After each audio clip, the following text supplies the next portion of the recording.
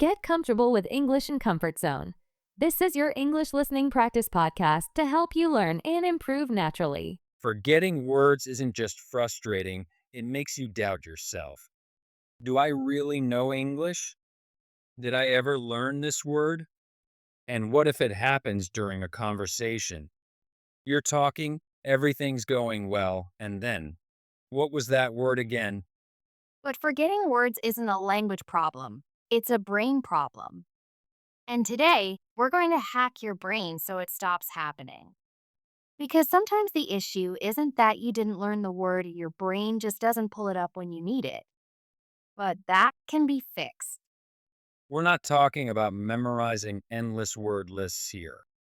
There are ways to work smarter, not harder. I'm Oriana. And I'm Ken. This is English in Comfort Zone, the place where you can learn English while you relax, lie down, or even while you sleep. No pressure, no stress, just natural English and interesting topics. And today we're getting into the one trick even native speakers use when they forget words, how to train your brain to remember words faster, and a lot more. So let's get into it. First, native speakers forget words all the time, too. The difference is they don't panic. They don't just stop and give up. They describe what they mean. Yeah, it happens to all of us, even with our first language, right?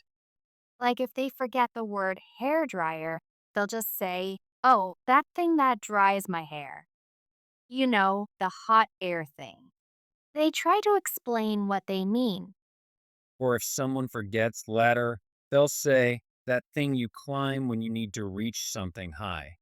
I'm going to give you another example. The word microwave, I can just say that thing that heats up food fast. Or giraffe, the super tall animal with the long neck. Wait, why did you pick giraffe?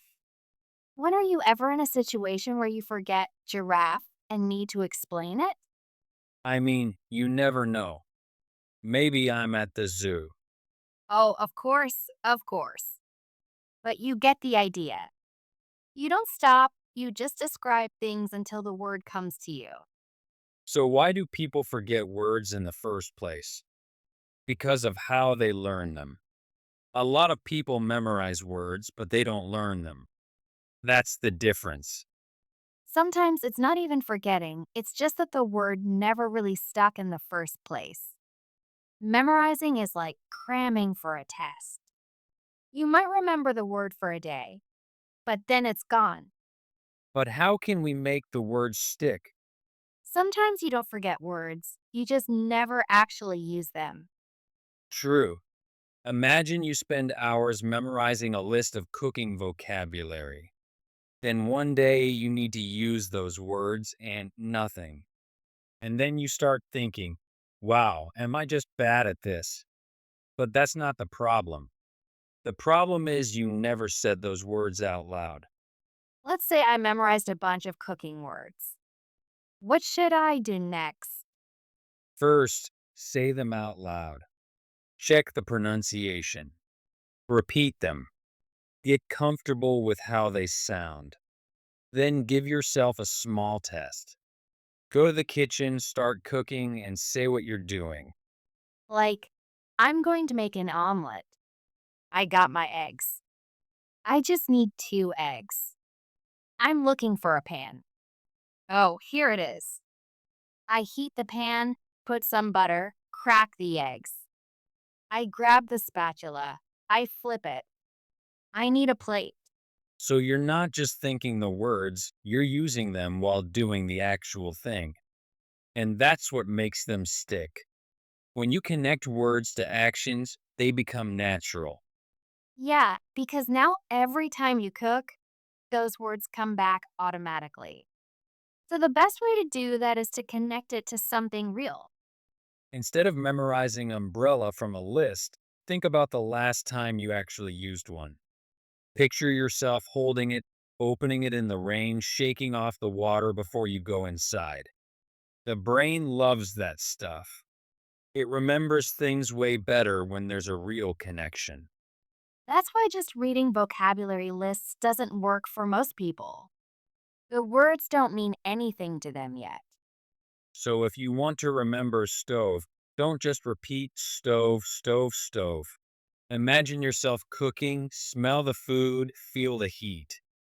Or think about the last time you burned something that usually sticks. Another way to actually remember new words, stop learning them one by one. Like instead of memorizing refrigerator, learn I put the milk in the refrigerator. It's easier because it's a full idea, not just a random word floating in your head. And it makes sense. You never use words alone when you speak, you use them in sentences. So why not learn them that way? Stories also, our brain loves stories. If you're learning giraffe, don't just repeat the word. Make up a little story. I saw a giraffe at the zoo and it was so tall. Just how often do you think people need to say giraffe in daily life? Okay, fine, maybe not giraffe. But the idea works for anything. Like if you're learning apartment, don't just think apartment. Picture your dream apartment. Imagine what color the walls are where the couch is. That's the key. Connect words to something real or even emotional, and that's how you make words stick.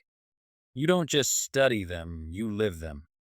All right, so those were some practical ways to remember words. But there's something else that makes a huge difference, just staying aware. What do you mean by staying aware? Like, let's say you forget a word. Don't just move on. Look it up.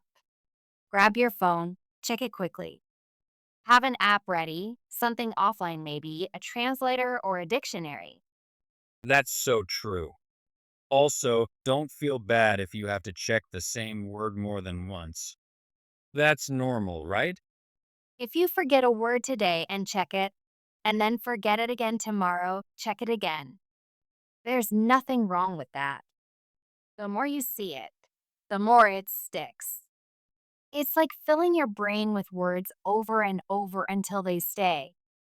And this takes way less effort than people think. It's just a habit. And the last thing, never stop practicing. Just keep going. Listen, speak, check words when you forget them, use them in real situations. The more you do it, the more natural it gets. And honestly, that's how real fluency happens through daily practice, not just memorizing words. If you found this helpful, let us know in the comments. What's a word you always forget? Or maybe a way that you memorize new words? We'd love to hear it. And if you haven't yet, make sure to subscribe for more English practice. Take care, everyone. Take care, Ken. Time to go over some new words and phrases before we finish. Frustrating, meaning causing annoyance or making you feel upset because something is difficult. Example, learning a new language can be frustrating at times, but progress comes with practice. Pull up, meaning to bring something up or find information. Example, let me pull up that video so we can watch it together. Endless, meaning something that seems to go on forever. Example, there's an endless amount of content online to practice English listening. Get into it, meaning to start enjoying or becoming involved in something. Example, at first I found podcasts boring, but now I really get into it. Cramming, meaning studying a lot of information in a short time. Example, cramming new words right before a conversation doesn't help much, you need regular practice. Struggle, meaning to have difficulty with something. Example, many learners struggle with pronunciation, but listening daily helps a lot. Bunch, meaning a group of things or people. Example, I found a bunch of great English learning podcasts to listen to. Cycle, meaning a series of events that repeat. Example, if you only study grammar and never speak, you'll stay stuck in the same cycle. Keep practicing, and soon these words will feel natural in your daily conversations. Thanks for listening. If you want more English listening and speaking practice, subscribe to English in Comfort Zone for more podcast episodes to improve your fluency with natural, real life conversations.